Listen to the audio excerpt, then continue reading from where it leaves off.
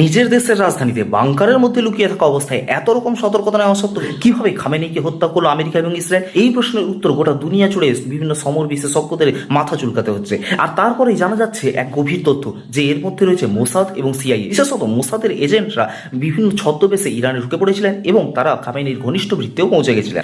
তাদের মধ্যে কয়েকজন দাঁতের ডাক্তার যে খামেনি এবং তার ঘনিষ্ঠ সহযোগীদের দাঁত পরীক্ষা করেন এবং সেই সুযোগে দাঁতে বসিয়ে দেন বিভিন্ন ট্র্যাকিং চিপ।